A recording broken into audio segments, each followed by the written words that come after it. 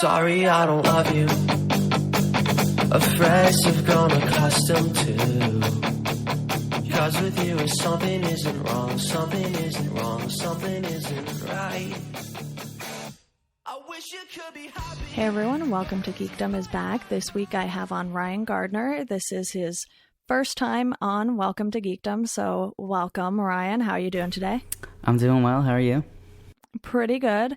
I was really glad when you sent me a text and told me that you wanted to be on the podcast, and you even brought a topic to the table, which is perfect. So today we are going to be talking all about media consumption, and I know this is a little similar to the first episode of this that I did with Jacob Tender, where we were talking a lot about how we consume TV, and that seemed to be more specific, but because Ryan and I both consume so many different types of media, we're sort of going to talk about it as a whole today, and on sort of taking a look at how much media there is and what we can do to sort of find a good balance between our consumption and sort of just unplugging for a bit. But before we start, Ryan, I want to ask you, since you brought this topic to the table, what made you want to discuss this? So I have heard a lot about media discussed in general and kind of on tech podcasts and on the internet, but not really to a degree of, okay, there's so much media now, and how do you choose what to consume and when to consume what, and kind of digesting everything and making sense of it all. So I thought that would be an interesting approach to kind of talk through and point to specific examples of. Yeah, and I feel like this is something I'm always having an internal conversation with myself over, because right now, I don't have a job, as a lot of people probably know by now, because I feel like I've been saying this for like a year, because it's been over a year since I've had a job. But for me, because I have all of this time during the day, it's really hard to sort of decide how I'm going to spend that. When I had my job, it was much easier, because it was like, okay, these 8 hours or 9 hours that I'm gone and at work is for work, and I could listen to music or podcasts while I was working, which was really great because I listened to a ton of music and podcasts. So, that sort of allowed me to do the majority of that stuff while I was working. And then when I would get back to my apartment, I could do my podcast recording, which we are doing at the moment, editing, and sort of just consuming the rest of the media that I have, which would be, TV, movies, and reading articles or catching up on articles. So do you think, because there are so many things to consume now, you sort of have this same conversation? Yeah, so I'm almost in that exact same situation that you were in regarding working all day and then kind of figuring out what you want to do at night. Right. So I'm fortunate as well. I work in marketing full time. So I can, when I'm not in meetings or anything like that, I can listen to podcasts or music or audiobooks or kind of whatever I choose to. Right. And it's been an interesting kind of dialogue to figure out what I want to listen to. You know what I mean? Like, do I want to spend Monday being a music day or a podcast day? So at first, I used to focus more on like, okay, I have 6 podcasts in Overcast right now. I want to try to listen to them soon. Right. But lately, I've just been like, okay, it doesn't matter how many I have in Overcast. I'm just going to listen to music when I want to listen to music and listen to podcasts when I want to.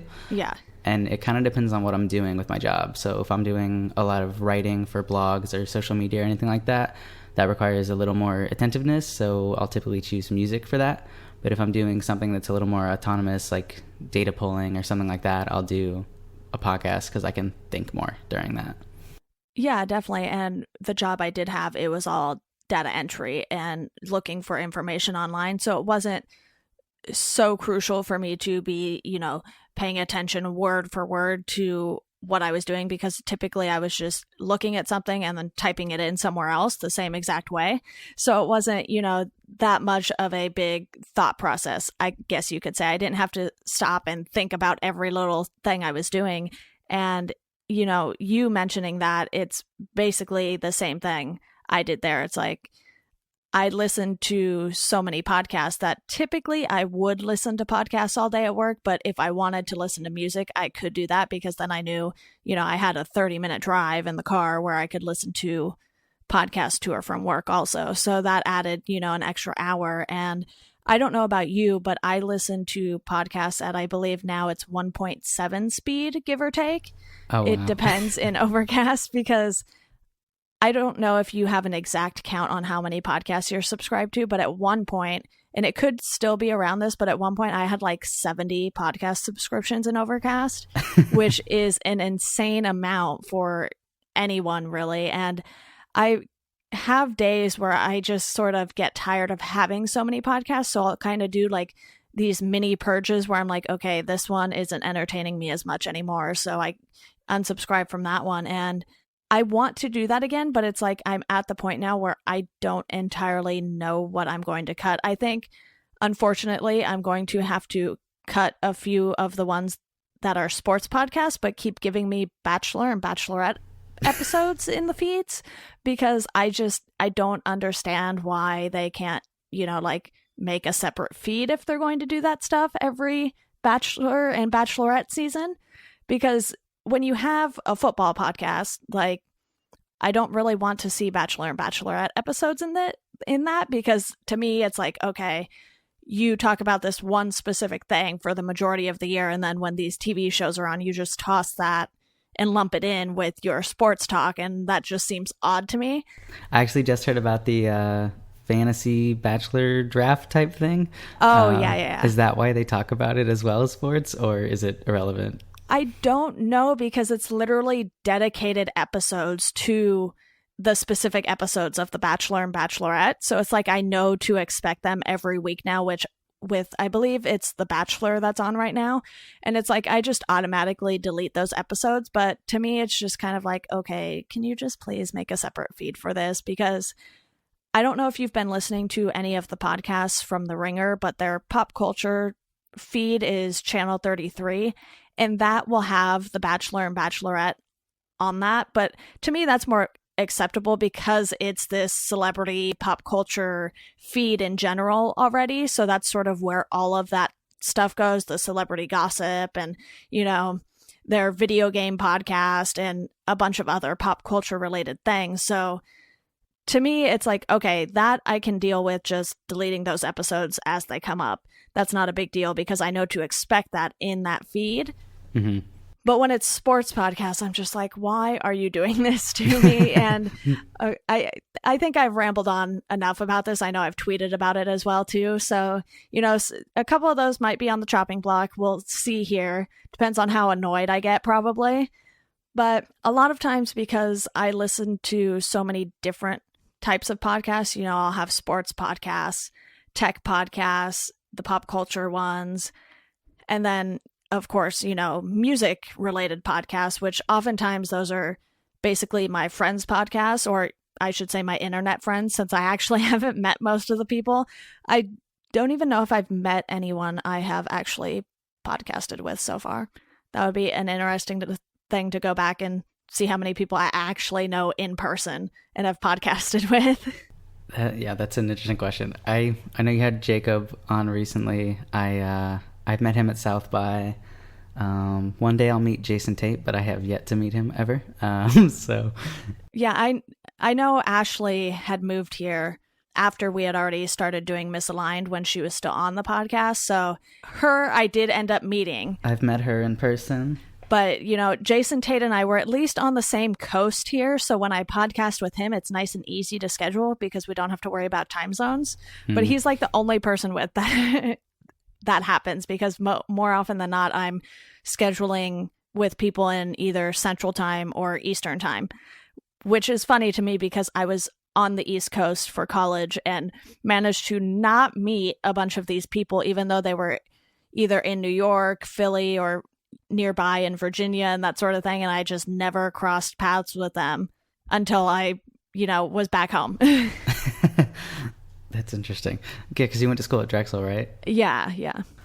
You said you listened to podcasts at 1.7 times. I tried to do whatever the lowest one is. I think it's like 1.2 or something. Yeah, and I did that for a little while, but then I felt like I was trying to race through things. So I stopped doing that. I don't know how 1.7 is even listenable, but good for you. I know some people who do 2 times, but it's like I had to slowly build up to 1.7. And it depends on the podcast, because sometimes there are certain people who just talk way too fast. So then it's like I have to slow those episodes down, or that podcast down specifically. So it took me a while. I did what you did, and I started with just the 1 tick above normal speed, and then I went to the next one and the next one, and I stopped around 1.7, because even though it's at like the 1.7 mark, a lot of times it'll play at 1.5 or something slightly slower. But when I tried to do it at 2 times, I was like, okay, this is a little too much for me. So I think 1.7 is like the sweet spot for me right now. And I totally get if it's not someone's thing. It's just because of the amount that I listen to, I feel like I would not have as much time to do other things that I want to do if I were listening to podcasts at normal speed. But for people who don't listen to nearly as many as I do, it's totally fine to listen at normal speed and everything. But that sort of brings me to my next question for you. You mentioned listening to music when you want to listen to music and listening to podcasts when you want to listen to podcasts. Is there any sort of reason outside of work that you choose one over the other? No, I think around the end of 2016, I got more and more into music as I wanted to make an end of the year list for Chorus FM. And so around that point, I was doing a lot of catch up of what albums have I not heard, what have I missed out on. And interestingly enough, I feel like I've kind of gone in phases, because when I started listening to podcasts and audiobooks at the same time, in probably early 2014, I kind of took a step back from music at that point and only listened to podcasts and audiobooks. Right. And then I feel like in 2016, I did the reverse. So I pretty much entirely stopped listening to audiobooks at all, and only did podcasts and music. And as a result, listened to way more music than I have in the past few years, which was really enjoyable. I feel like there was a lot of great music that came out last year. Yeah. And it was fun to be up to date with new music and kind of what's popular on Chorus FM and what everyone's talking about. I think Apple Music has a lot to do with that. Before December of 2015, I used RDO, which I still miss a lot of elements of, but having Apple Music where I can stream things at work that I own at home, or vice versa, or see new albums come out every Friday, just add them and download them to my phone if I want to and listen to them, in the car or anything like that. It's been way easier to kind of listen to music more that way. So I think I've definitely increased my music consumption as a result, and in turn unsubscribed from a lot of podcasts. But I'm also really good at if I'm not interested in a podcast episode or topic or anything like that, I don't feel obligated to listen to it or anything like that. Like it's not like a TV series for me where I have to watch everyone. So I basically just pick and choose what I want to listen to.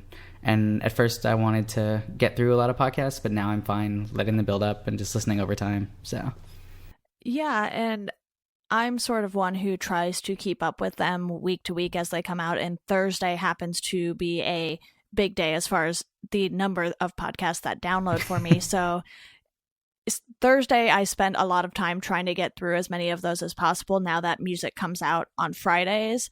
And like you said, using Apple Music, it sort of makes that process a little easier, because you can just go into the new releases section under the Browse tab, I believe, and you can just add very quickly a bunch of the albums that you want to check out. I know for some of the bands that you and I listen to, they're not going to make that front page on the new releases for Apple. So you sort of every once in a while have to search for specific bands and their releases because they're smaller bands. But for the most part, they have a lot of stuff. Like I remember when Side One Dummy had quite a few releases coming out last year, their stuff would make it onto that new releases page on Apple Music. So that was very useful. And it also helps when you write about music that you get stuff in advance as well.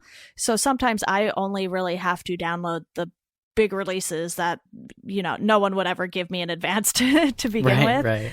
So I think Apple Music does help a lot with that. And I'm already still trying to sort of figure out what new stuff I want to listen to this year, because this week we have a couple of things coming out. Well, I should say we're recording this on January 25th. So in 2 days, we'll have Cloud Nothings, Japan Droids, a couple of big rock albums in sort of our music scene here.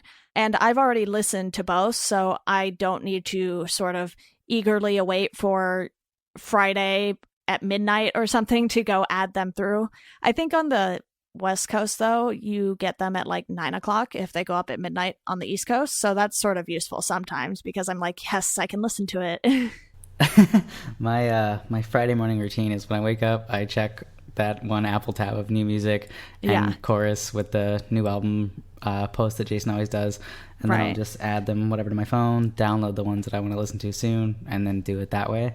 I actually feel like I never listen to music before the release date anymore because it's just so much easier to wait and click add through Apple Music instead of dealing with files and all that fun stuff.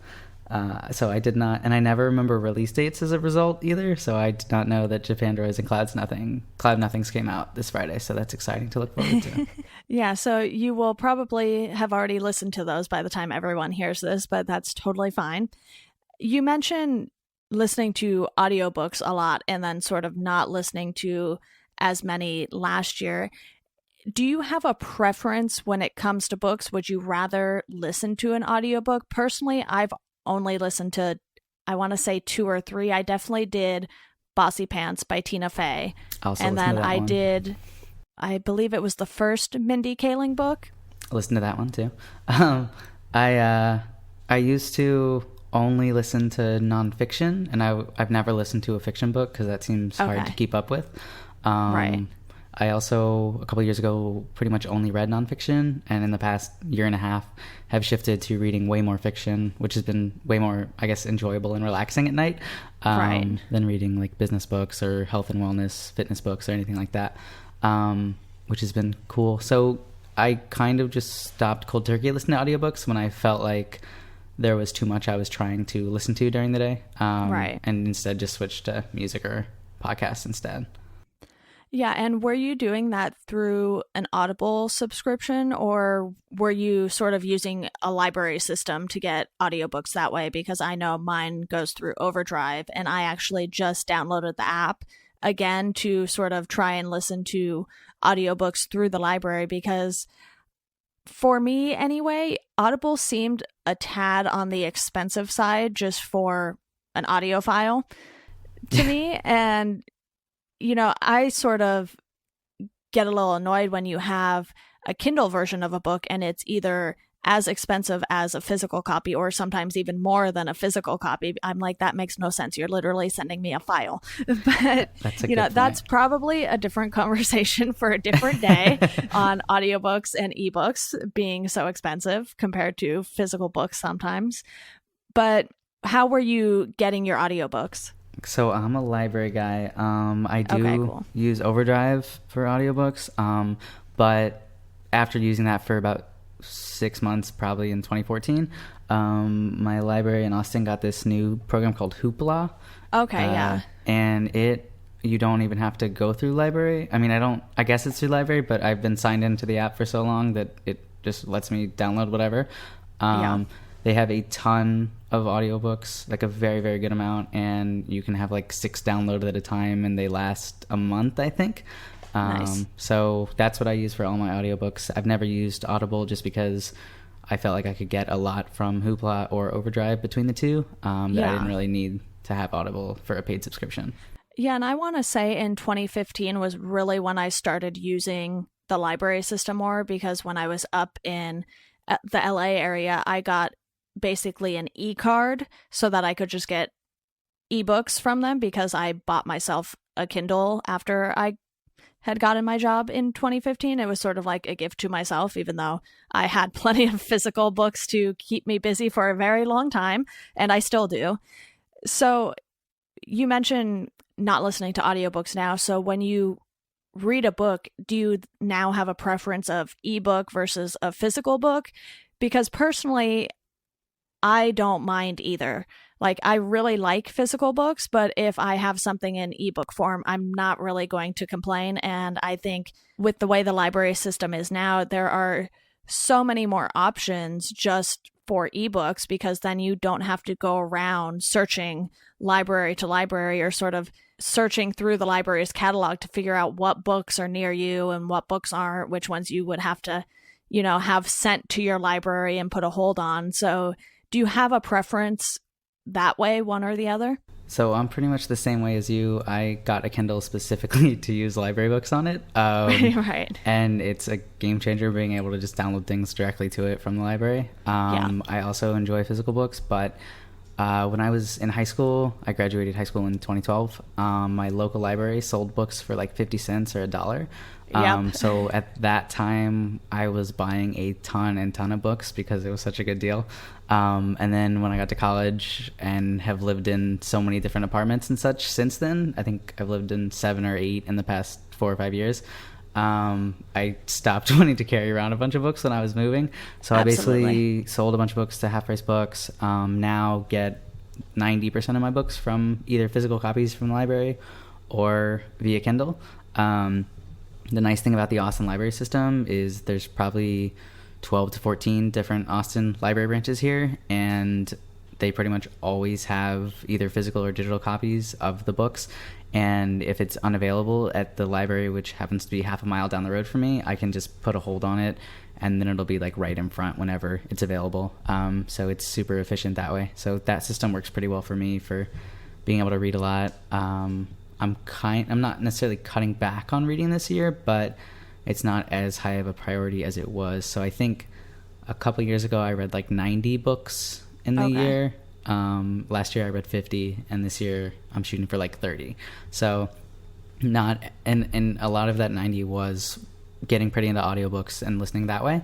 I try to read a little bit every day, but it's like if I'd rather watch TV or hang out, that's fine as well.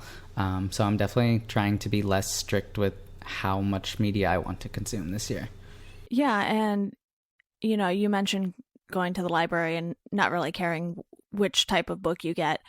For me, when I started getting into comic books more, also in 2015, I didn't even realize how many comic books the libraries around here had. And it's like they have more than enough to keep me busy for a while. So I would go check out 4 or 5 trades at a time. And last year, I started keeping track of those through Goodreads, which is why my reading challenge this year is 100, because I'm also keeping track of comic book trades, which I can sit there and get through a comic book trade in less than an hour, probably, because it's comic books. There aren't that many words in it compared to an actual book. Right. So I think last year, between regular books and comic books, I got somewhere around 150 read. And it wasn't, split in half evenly, but I did get, I believe, a little over 50 books read that year, actual books, and then the rest was all comic books. Impressive. Was it 150? I don't know. It was definitely over 100. It was somewhere between 100 and 150, I believe. Maybe that's what it was. I don't know. It's already gone on Goodreads. It's not on my reading challenge anymore now that I've started the 2017 one. So yeah.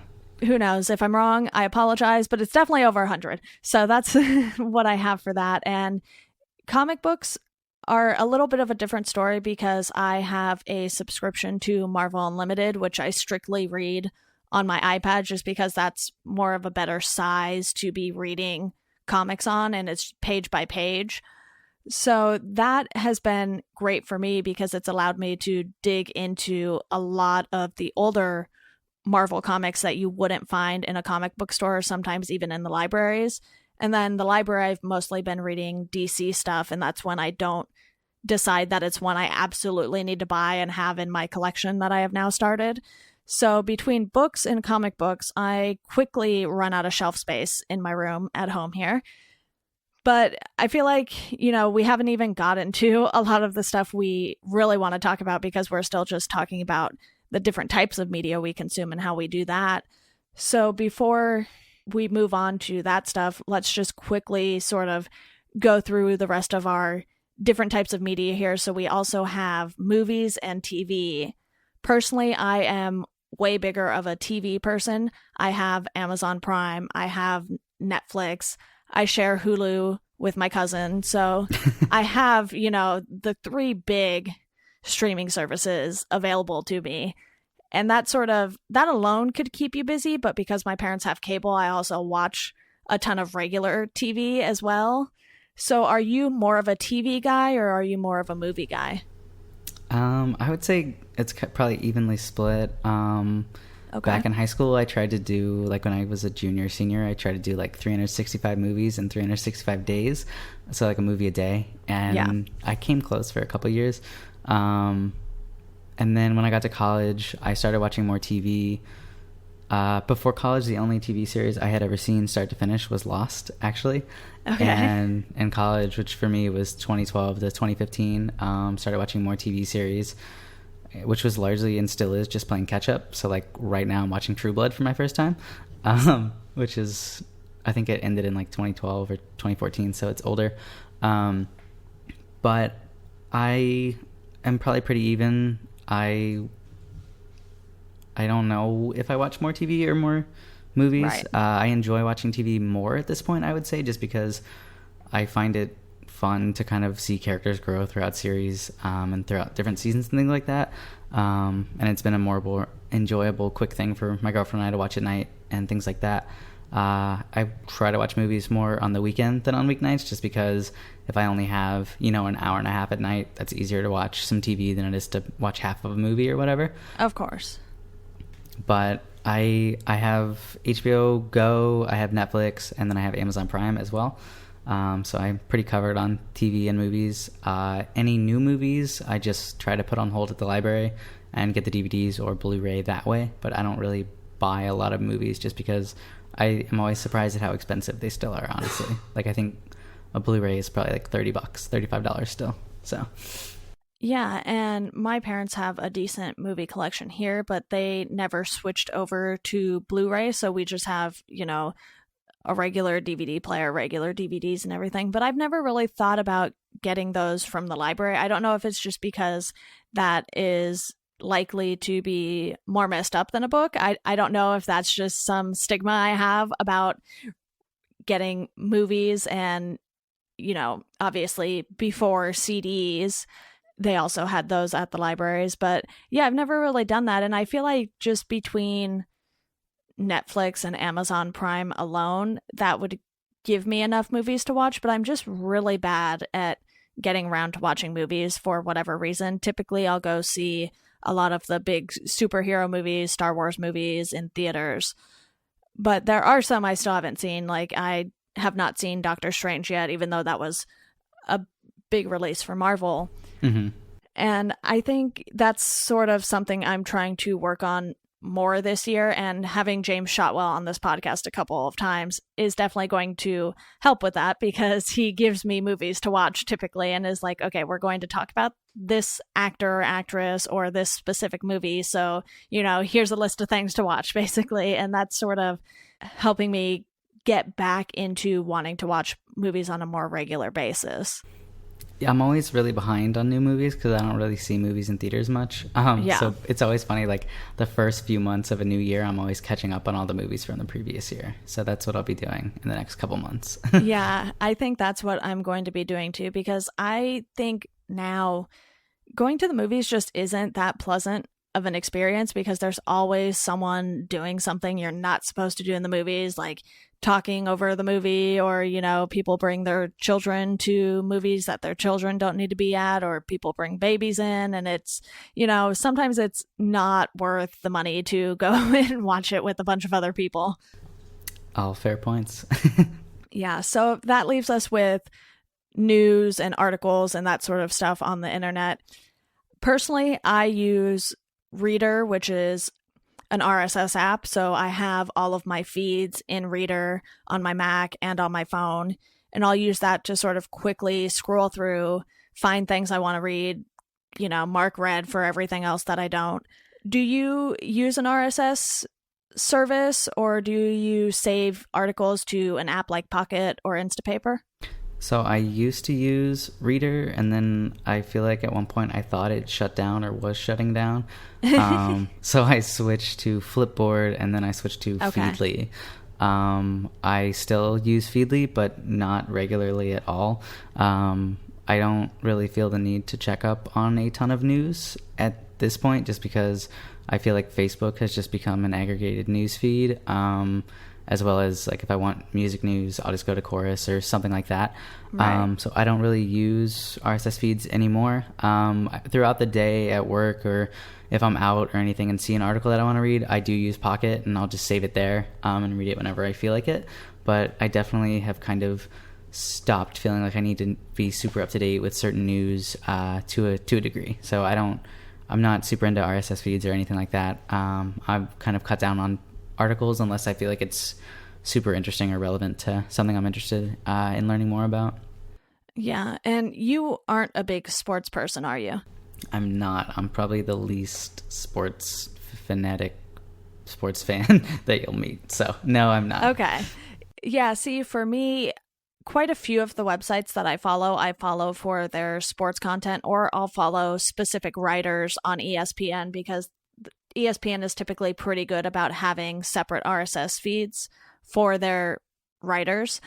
So I think, sometimes with sports stuff, it'll be something I really want to read right away, but I have a ton of stuff in the sports folder in my Instapaper account because it's just longer reads that I haven't gotten around to reading. And I don't think they are things that will necessarily be irrelevant when I read them. Like when Kobe retired, I had a ton of retirement articles on Kobe saved, and I wasn't in a huge rush to get to those. I might even still have one about the 20 years of Kobe's career saved in Instapaper from last year.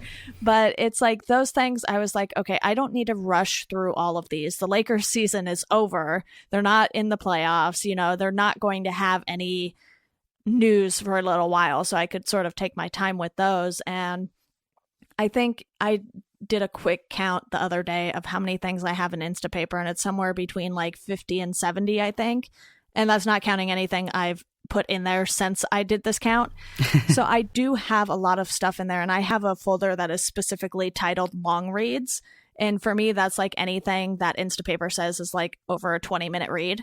So those have kind of been sitting there just waiting for me to either want to get to them or just have the time to get to them between all of my other media consumption. So I feel like sometimes articles take a backseat to everything else. And I'm almost to the point where I don't know if I just want to purge my Instapaper and start over, or if I do really still want to read some of these things. So I think with that long reads folder, I'm going to go through that, be like, okay, does this still interest me? Is this something I still want to read? And that might be a task for myself over this weekend to do that. But do you ever feel like you have too many things saved in Pocket, or do you sort of keep it to a minimum? I would say I keep it to a minimum. I mean, I don't read through it every day, but for the most part, like one night a week or for a little bit on the weekend, I'll sit through and read, the articles that I have on there. Unless, like you said, if it's a really long read and I just don't have the mental capacity to read that at the moment, I'll just keep that saved in there. But I probably have under 10 articles at all times, largely because I probably don't save a ton in there. Yeah, clearly I have saved a ton. So what I do is I try to start with the really short articles. So like anything that is less than a 5-minute read, according to Instapaper, I'll sort of sit down. I try to do it on a weekly basis. I'll sit down and just sort of breeze through all of those, and then I'll move on to anything that's under 10 minutes. And then everything above 10 minutes, it's like, okay, this I'll do a different day, and they sort of just sit there for a while and build up. And then I decide like, okay, this is about the Golden Globes or something. Those already happened. I'll just get rid of that. And I think I definitely need to get better about just reading stuff when I find it, especially if it's something that I know is short enough for me to just sit there and read through real quick, instead of just automatically saving things straight to Instapaper. See, I'm the opposite. Like, I would rather save something to Pocket than read it immediately, I think. I might have to switch to Instapaper, though, because I don't think Pocket can do folders. Or I don't have the paid version, so maybe the free one just can't. I think in Pocket you can do tags, and then those sort of act as folders. But the thing that bothers me about Instapaper, and it's not a deal breaker or anything, but it's like, I can never just get a full count of articles in my account. It's like if you turn on the badge on the iOS app, it'll only give you stuff in the main like homepage basically. So it won't count any of the stuff that's sitting in your folders that you've made. And to me, that just sort of doesn't make sense because then it's like really inaccurate about how many articles you have to read. And more often than not, most of my stuff goes into topic folders. So I have one for tech, I have one for sports, I have a film and TV one, I have a music one, and I think I have a comic related one. So I have those 5 plus the long reads folder. And it's like, okay, if that's where the majority of my articles are going, shouldn't you be counting these in the badge count? That seems like a stressful badge notification to have on, though. I don't know if I'd want badge count on for that. Yeah, I think sometimes I would just turn it on to sort of see what the number said and then turn it off. I don't keep it on all the time. Oh, okay. But I think that's actually a good segue here into you wanting to talk about notifications and that sort of thing. Personally, I do not have that many notifications going to my phone. I have messages going through, and then on my email app, which I use Spark, I have smart notifications, so I'm not getting notified for every single thing that comes through. That's a good solution. So up until 6 months ago, I probably had any app on my phone that could have notifications. They were turned on. Ouch. Yeah, and then I think I had like a period where I was like, okay, I don't want to be on my phone this much or looking at my phone this much.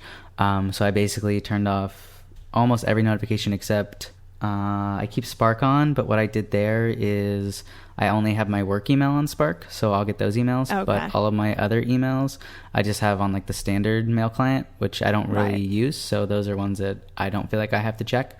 Other than that, I turned off I think all social media notifications. So I just have like calls and text notifications on, and then Slack, which we use for work, and I also use that for Chorus. It's been way nicer to not have a million notifications or badge icons and things like that.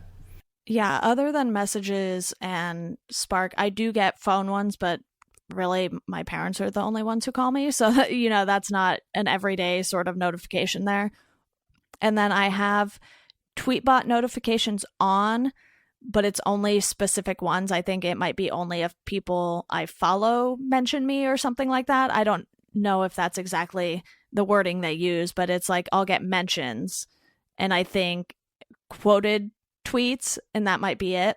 But other than that, I have Slack set to if I am mentioned specifically in Slack, or they do the at here, at group, at channel, whatever, I'll get those. So I'm not getting notified every time someone posts in Slack, because the Slack groups I'm in, some of them are for beta testing. So there are tons of people in those groups, and it would just be overwhelming if I got notified every time someone was sending something. So I have very specific notifications on for that, but I don't have anything on for Facebook or Instagram. I have the regular Twitter app on here, but I don't have that sending me double notifications, basically. That's more just because Twitter has not allowed third-party applications to use like the poll API, so I don't see polls on Tweetbot, so I have to go into Twitter if I want to participate in one of those. And I don't have Goodreads notifications on, I don't think. I might have the badge pop up, which is what I also have on Todoist, which is my to-do app. I just have a badge showing how many things I have to do that day, and then if a reminder comes up or something like that, that'll notify me, but that's it. I do use Todoist as well. I also use Tweetbot. I actually do have Tweetbot notifications turned on, but I rarely tweet anymore, so I don't get a ton. Right. Todoist, I have reminders turned on, but I don't use the badge for anything. Okay. I haven't even thought about that. I don't really want to know how many things I still have to do every day. And then I use Fantastical for calendar, and I have those turned on just because that's important. Yeah, I don't have those turned on necessarily. I have it so it just shows me how many things I have to do that day. Like right now, it's still showing me a 2 because we haven't hit our hour mark for the podcast. I had it scheduled at 5:30, so that'll automatically go to 6:30, and then I have it in there for the Lakers games. I have a Lakers calendar so that I know when the Lakers games are. So it'll just tell me, like, I'll just get the 1 in the badge letting me know, hey, there's a Lakers game today, even though we no longer have that channel, so I can't watch them anyway.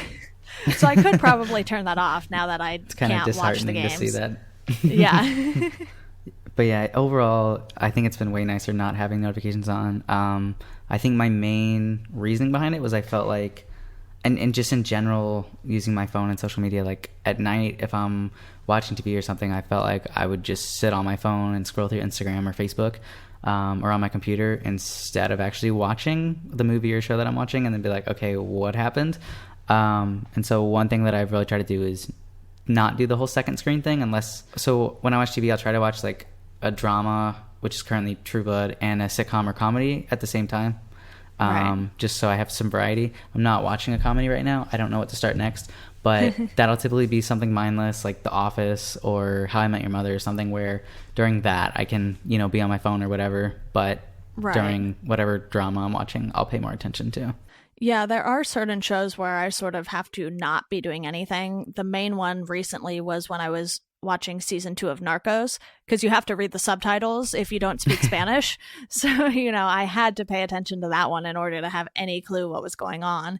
But you mentioned, obviously, not having that many notifications on for social media, and neither do I. It's really just Twitter that we both have. So you wanted to talk about sort of growing up on social media and on the internet and that sort of thing. When was your first experience, I guess, with computers? So when I was growing up, my dad would always give me his old laptops from work whenever he got new ones. Okay. So I have had a computer of some capacity almost my entire life, like as early as I can remember. And when I was super young, like second, third grade, I used to read books and then use like PowerPoint to like write summaries about the books and stuff. Super nerd level there.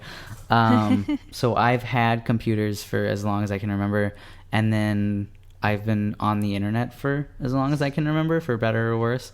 All I remember using it for when I was like a kid was going on Barnes & Noble and like looking up books. Yeah, and then I was on AOL in 7th grade, and that's probably when I started more heavily using the internet. AIM was 7th grade. MySpace was 8th grade for me, which was 2008. And then when I started high school, freshman year, was Facebook. And so that's kind of how that progression went. Yeah, I don't recall when exactly I started using the internet, but when I was probably around 4 years old, that's really when I started using the computer in general, because my parents had bought me some computer games, and the only one I can recall the name of right now is Putt Putt, which was this little purple car with a dog, and, Putt Putt would join the parade, go to the moon, and there were all these different games for that. And I swear there was a game, it had to do with a fish, and obviously it was not Finding Nemo at the time, but I cannot for the life of me think of what the name of that was. Now that you mention it, I used to play Jumpstart first grade and second grade and third grade, if you remember those. Okay. So that I had to be around first grade at that point. Those were computer games when I was a kid, and I think those are the only computer games that I ever played. Yeah, Freddy Fish, that's what it was. Freddy it's amazing Fish. What Google will understand when you put in fish computer game 90s. So yes, I think Freddy Fish and Putt Putt were like my first forays into the computer world. And from there, I ended up having a really terrible Yahoo email. We will not say what that was. And then, like you, I got into AIM. It was probably around middle school or early high school. And, I think AIM is really sort of AIM and MySpace were what started that for me. And then later in high school was when Facebook started catching on, and MySpace was really fizzling out, basically. And then it wasn't until my freshman year of college that I got on Twitter. Okay, so I remember, 7th grade was all AIM, 8th grade was all MySpace, and then instantly in 9th grade it was like, okay, Facebook, no more MySpace. Okay. So that's how that went. And then in 7th grade I played lacrosse, and so I remember I was part of some lacrosse forum online, and then that I think I stopped going to when I discovered Absolute Punk, which was 2008, 8th grade for me, which is like a decade ago, which is pretty wild. And I basically spent most of my time on the internet there or on Facebook at that point. So at that point, I think when I was a freshman in high school, I started writing user reviews for Absolute Punk, which you used to be able to, anyone could submit reviews. Right. And so one year, I think it was like 2009 or 2010, I submitted like 50 user reviews, maybe for 1 or 2 years, and then became staff on Absolute Punk in 2010. So at that point, I was like way more heavily invested in the internet, and as a result, got on Twitter in order to share stuff that I wrote more. And so, as well as I think Tumblr at that point. And I don't really use Tumblr anymore, but Tumblr was a thing when I was in high school, and it still is, but I don't really know if people use it as much or what the demographic is there. Yeah, I was actually just thinking about Tumblr the other day because I was really big on that in high school, and then for, I would say, the beginning of college, because that's originally what I started Hi-Fi Noise on, and when I was helping out with Property of Zach, that was obviously like the biggest Tumblr site probably that in our scene anyway. Mm-hmm. And I think it just sort of fizzled out after that for me because I moved Hi-Fi Noise over to WordPress. So I wasn't really on Tumblr like I was before. And I recently considered like deleting it because, as you know, high school everything is embarrassing. So I considered that, but I haven't done it. And I think, it would be horrible to look back on my Tumblr. So thinking about it now, I actually do still use Tumblr for my personal blog, but I think I cleared everything before probably 2012. Yeah. And just have like a super plain theme that I sometimes write, like these are movies I'm watching, and then I'll just share that on Twitter. But I don't use it as a Tumblr in that regard. Yeah. Tumblr dashboard where you can browse through people's blogs. I don't do that or anything. I've been meaning to move that to Squarespace, but I have not gotten around to that. But maybe one day. Yeah, I can't remember the last time I used my personal Tumblr. I still would use it because Cumulus FM, which was a place I had co-opt at Drexel, or just interned at if you want to use a normal term, but we had a blog going on Tumblr where we would share, new music each week. I would pick like 5 songs or, songs and albums and share those on the Cumulus blog and then tweet it out, put it on Facebook and whatnot. So that was what I have mostly been using Tumblr for, I would say the last maybe 2 years or so. I can't remember the last time I posted something to my personal Tumblr. And obviously the Hi-Fi Noise one has been inactive since I moved over to WordPress. But I think a lot of stuff I don't use at all. Every once in a while, I will wander over to MySpace and just see what's going on there, because even though I don't know anyone who uses it, I oddly know people who write for it, and they'll do interviews with bands and that sort of thing, and it just sort of seems odd to me. So I'll wander over there every once in a while. I don't even really use Facebook that much. I'll use it for Messenger more often than not, and then I use it to post to my pages. So I'll post my podcast to the Geekdom page, I'll post record label stuff to the label page, and Hi-Fi Noise automatically posts, so I don't even really have to do too much maintenance on that. I did recently realize that it had stopped posting to Facebook when I was using I was using IFTTT, and I guess because my domain mapping had expired now that I'm having that done somewhere else, so it just like severed the connection and I can't get it to log back in. So I have a whole different thing set up now that took like a good day of trying to figure that out and figure out what would look best, basically. I think I have largely not stepped away, but highly lowered any amount of volume that I'm active on social media. Right. I rarely post on Facebook anymore. I rarely tweet anymore. Or if I do, I literally just open Tweetbot in order to compose a tweet. And then I never browse through my Twitter timeline or anything like that anymore. I think Twitter in particular can get really overwhelming just because you're like, okay, I just looked through the timeline and then all new tweets are there. You know what I mean? Right. So I feel like I've really cut back on looking at Twitter at all, really. I will browse Facebook, primarily at work, just because sometimes I'll have downtime at work to kind of pull it open and see what's new.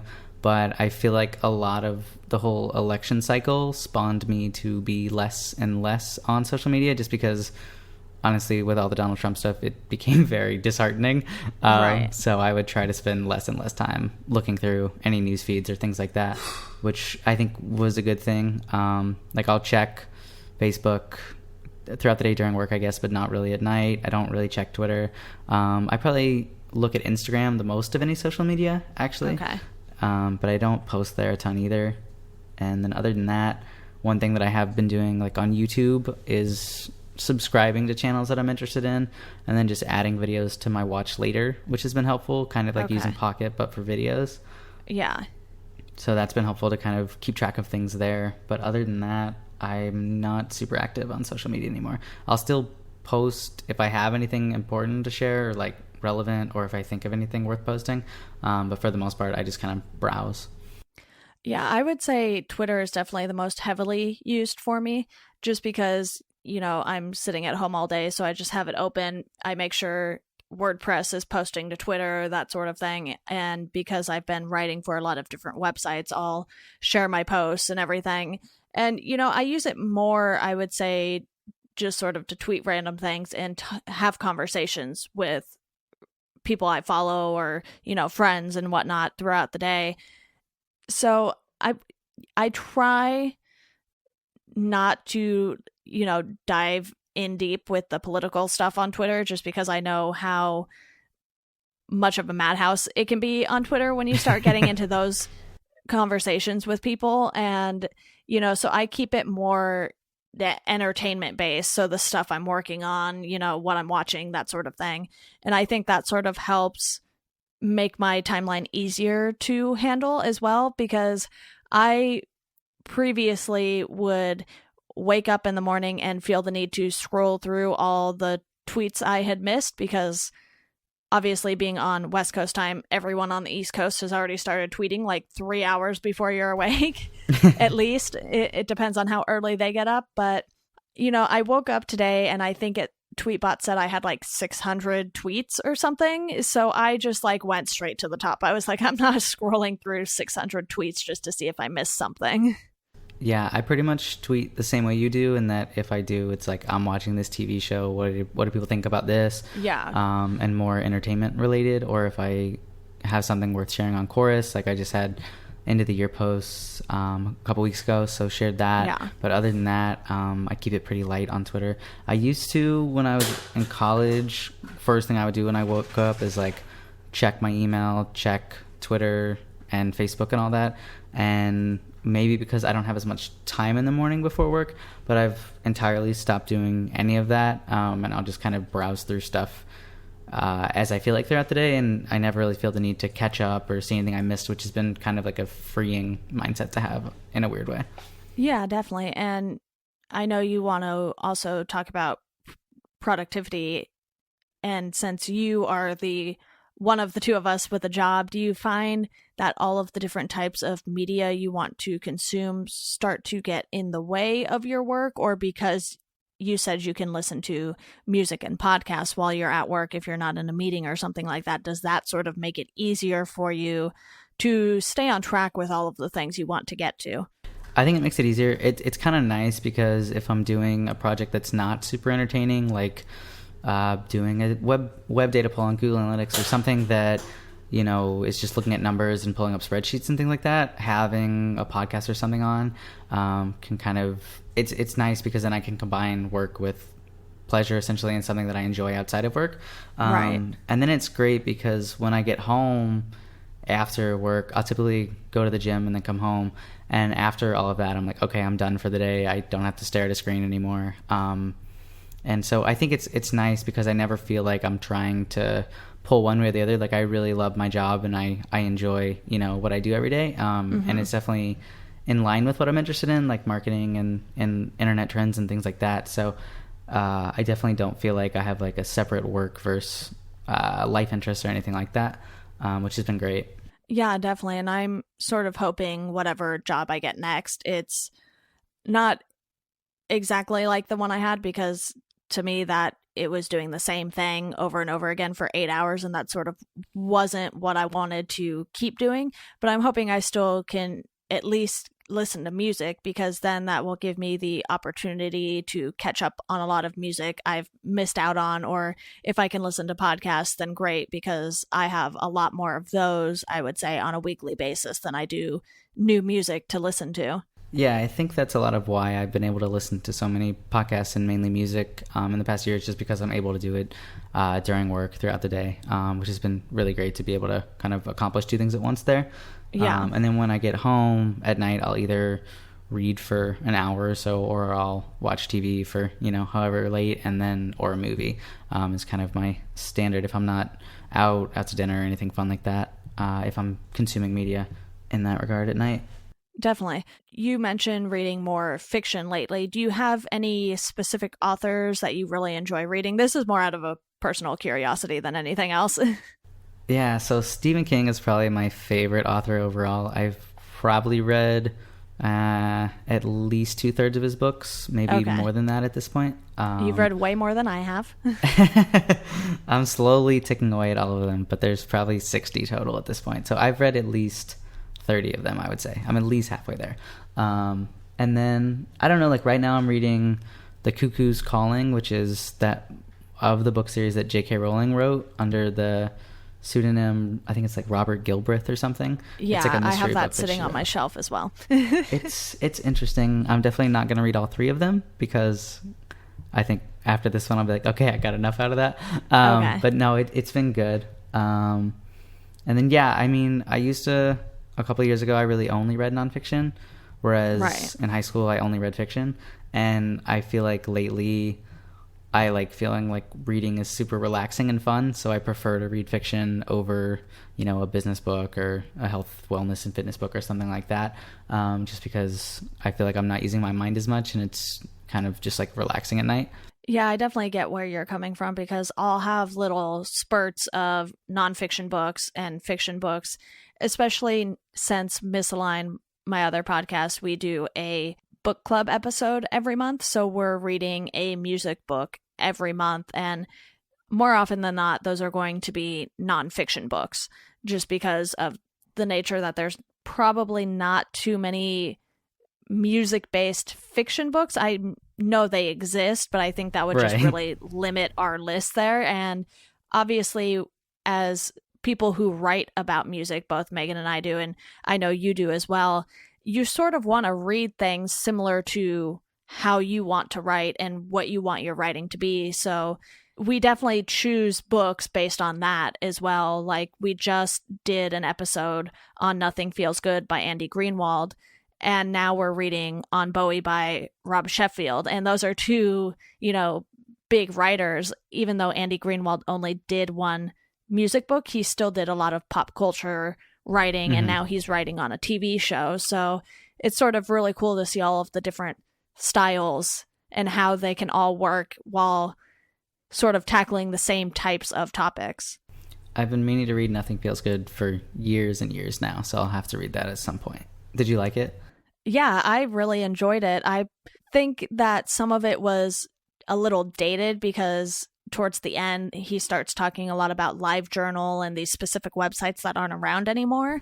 So that was sort of the only problem. I wouldn't even call it a problem. It's just like, okay, this book was written probably 2002. It came out in 2003. I never used LiveJournal, so I think it just wasn't as relatable. But it was funny because one of my professors was mentioned in the book from Drexel, because he co-owns Jade Tree. So when you're talking about punk rock and emo, his label is going to come up. And I was just like, his name was on page 2. And I was like, what?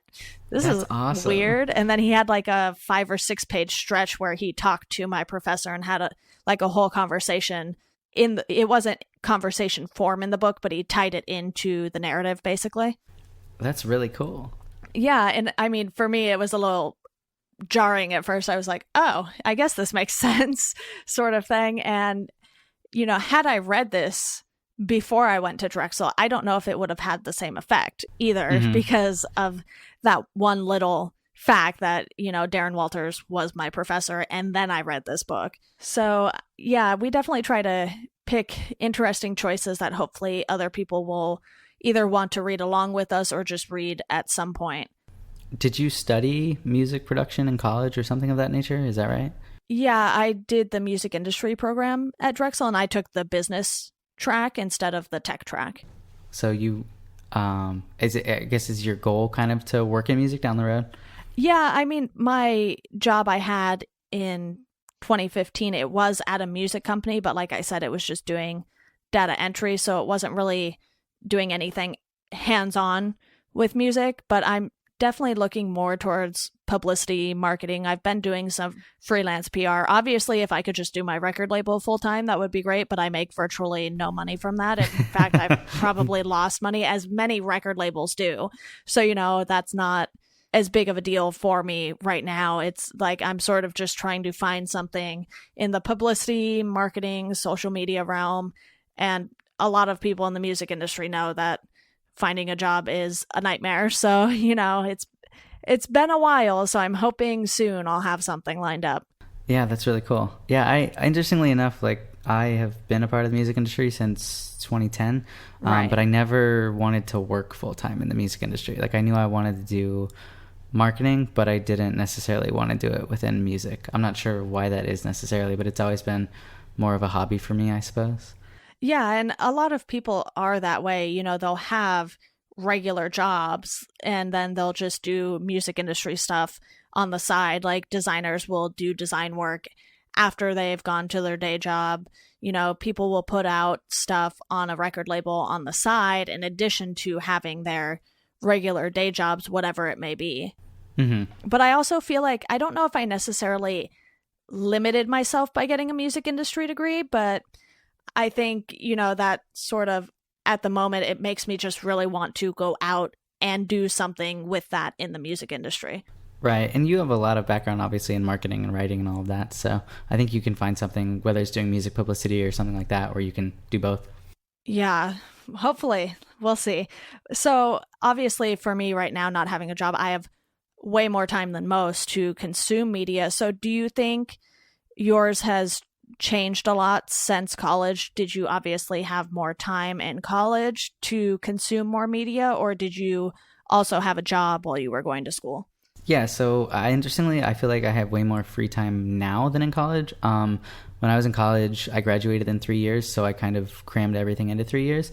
Right. On top of, I did 7 or 8 internships and was in like 5 or 6 on-campus organizations throughout the time. So I was super busy. Sometimes I kind of regret that, but for the most part, it worked out as I wanted it to. So I can't really regret that. So no, I mean, I think I have more free time now because I just do one thing. Like I work, around 45 hours a week. And then other than that, I pretty much have the rest of the week free unless, random projects come up at night or anything like that. For the most part, I know I have every weeknight free and then obviously weekends. So I think it's been easier for me to kind of plan my personal life outside of work more so than it was in college, where I had, 15 to 21 hours of classes plus internships and organizations and clubs and things like that. Right. So I think it's easier now because I only have to juggle a couple things. Yeah, definitely. And I'm someone who really likes to have like a specific routine Monday through Friday. So when I had my job, that was great because it's like, okay, get up at 6:30, get ready, be to work by 8, get back, then I can do all the things I want to do. And now I'm sort of trying to get myself in that same mindset despite not going anywhere Monday through Friday, really. And it's like, because I have hi-fi noise, I feel like that sort of helps. So I make sure I'm on and posting stuff by 9 o'clock, and then I can sort of schedule things throughout the day so I can get other things done at the same time. And obviously, when I schedule podcasts, since I don't have a job, I sort of try and cater to whoever is guesting on the podcast, because I know I can sort of do this whenever at the moment. So I might as well do as many podcasts as I can while I have the time. And, for this podcast, I've been trying to sort of pile up a few episodes at a time so I don't have to be scrambling to find guests to come on the podcast and, make sure everything's done and edited and up by Tuesday morning. So I feel like I'm sort of now trying to give myself more time in the long run by sort of scheduling these closer together in clumps almost, and just having those episodes in my back pocket, basically. Yeah, that seems like a way better approach so that you're not scrambling for them or trying to get anything last minute. Yeah. Regarding kind of having a schedule, my previous job before where I'm at now was working remote. So I worked remote for about a year. And it sounds amazing. And obviously it had a handful of perks, like not having to commute and being at home, being able to listen to whatever I want whenever and things like that. But for the most part, I've actually found it easier to get in a routine now that I work in an office because I work around like 7:30 to 4-ish every day. So I try to get there a little earlier so I can leave a little earlier, largely to beat traffic because Austin traffic is horrible. But also just because I feel like I have more of an afternoon and evening at that point. Yeah. So it's been easier for me. Like I know every day when I'm done with work, I go to the gym for an hour or two, and then I have the rest of the night to kind of do whatever. And especially when it's warmer out, like we've been fortunate, we don't really get a winter in Austin. So it was like 85 yesterday. And then throughout spring and summer, I try to be outside as much as possible. At night, I'll either take my dog for a walk or kind of go hiking or whatever it is, go to parks here. So it's easier for me to know that once I'm off work, I'm pretty much done for the day. And then I can kind of plan my evening around that. But one thing that I have tried to focus on is almost being less and less structured with my free time. Okay. It used to be like, all right, I'll go to the gym for 2 hours and then I'll read for an hour and then I'll watch a TV show or movie for 2 hours. But now, like, I keep the gym part, but if I don't read at night, like, that's okay. If I just do that on the weekend, I'm fine with that. And if I don't watch TV or a movie every night, and if I instead, go out somewhere, go to dinner or something like that, I'm fine with that. And kind of taking it day by day and not being super rigorous or rigid with my personal scheduling, I think I've enjoyed a lot more. Earlier you mentioned Todoist, and I use that for like my personal task manager. Honestly, I use it as kind of like a safety net to not have to think about things. So I'll put in like pay rent on this day every month and pay these bills on these days every month, almost as a way to not have to stress about anything extra in life. And I think it's been pretty useful in that regard.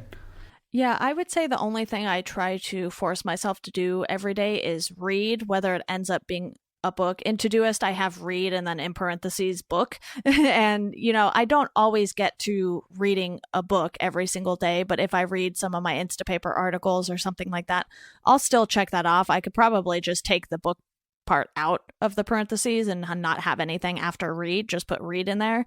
So I sort of have that as a recurring task every day. And then, I do have things that I have to do weekly. Like I've been reviewing Supergirl and The Flash. So when those are on, I know I try to get my reviews up the next day just so, they're not so delayed that no one's going to care anymore. And I think, I don't have specific times that I set aside to do those things. It's like, okay, I've posted enough to the site or scheduled enough things to the site where I can go sit down, watch TV, write this review, and not really have to worry about what's going up on the site right this moment. So I think just having that sort of 9 o'clock start time, I probably could make it earlier if I wanted to sort of get myself prepared again for having a job that starts at 8 or something like that. But I've never really had a problem waking up in the morning necessarily, because for high school I used to have to wake up at 5:30 in the morning. So it's not like I don't have any experience getting up early in the morning, because my high school started at 7 o'clock because I had a 0 period and I went to school out of district, so I had to drive half an hour to get to school every morning. That's really rough. See, I always say I'm a morning person, but I'm not like a 6 a.m. morning person. So I typically wake up at 7 and leave for work by 7:30 and get there at like 7:45. So not too crazy. Yeah, and I think sometimes just having at least a strict starting time helps. I don't necessarily need to, have all of these things done by a specific time. Like, I didn't tell you we couldn't podcast just because it had to be later in the day, even though a lot of my podcasts happen earlier in the afternoon, just because, like I said, a lot of times I'm recording with people on the East Coast, so then I get to record a little earlier. Those things aren't a big deal right now, and I'm hoping that whatever job I do get, it will still allow me to have the time I want or need to do both podcasts every week, because that's really the only thing I'm sort of concerned about. And that's where I think having a remote job would be nice, because, a lot of times places, as long as you get your work done, you're good. They're not going to be hounding you and that sort of thing all day long. So I think, that would sort of give me a little more leeway, at least recording wise. But, I will take what I can get at this point. Yeah, I think the easiest thing for you to do would just be pick 2 days a week that you want to be like your podcast recording days and do it on those days as much as possible. Yeah, and I mean, when I record Misaligned with Megan, we try to do that either Sundays, or if we have to move it to Monday, we will. So that is more on a set day. But then when I do the guest episodes, I'm still sort of trying to just let people pick what times they have. But I do think once I get a job, maybe I will, block out a couple days a week or a few days a week that I would be fine with recording on those days and then doing all of my other stuff on the other days. Right. Yeah, that seems like a pretty good way to approach it. That way you still get to do them both, but you're not stressed about when you're going to be able to do them. Right. Yeah. So it would just be a matter of, getting someone who could record in, one of those 2 or 3 days and those time slots, which, being on the West Coast, by the time I would get back from work, everyone on the East Coast will already be well and done with work. So, I'm not too worried about it in that respect either. So you can just only podcast with people on the East Coast, and there's your solution. And Jason Tate, because he works from home. Which is pretty much how it is. I think he might be the only one on the West Coast. I think I said this earlier in the podcast, but a lot of people I podcast with happen to be Central or Eastern time for whatever reason. I don't really know why. That's just how it happened. Sorry to be part of that. Totally fine. Totally fine. I just always forget where the time zone switches. So for my friends in Ohio, I feel like I'm constantly asking them, I'm like, which time zone are you in? Because I never remember. Yeah, or I'll have to Google. Yeah. Time zone. I think what I need to do is I need to print out a map of the US with the time zones on it, and then just stick it up on my wall behind my computer screen. This way it's just always staring me in the face. There's the solution. Yeah. Awesome. Well, I think that covers it. Was there anything we missed that you wanted to talk about? I think that covered everything that I had in mind. Awesome. Well, I think this was a really good conversation. I think I got a lot of things out of my system that I needed to get out. So, just talk things through sometimes and you can figure it out. So thank you so much for bringing this idea to me and for coming on to talk about it. Absolutely. Thanks a lot for having me. And I'm glad we got to talk through everything and you got all your ideas out of your system. Yes. And I will definitely have to have you back on. I know I sent you everything to sort of look over topics. We can brainstorm, we can figure something out, but you can definitely come back on anytime you would like. Definitely. I'll definitely come back in the future. Yes. And to our listeners, if you guys have a moment to rate or review the show on iTunes, that would be awesome. If not, thank you for listening anyway. I definitely appreciate it. This podcast has been doing probably better than I really expected it to, considering it's just me talking to people about things and it's never really the same thing. It's totally random, totally all over the place. I really appreciate it. And as always, I hope you guys enjoy the rest of your day. Thanks a lot.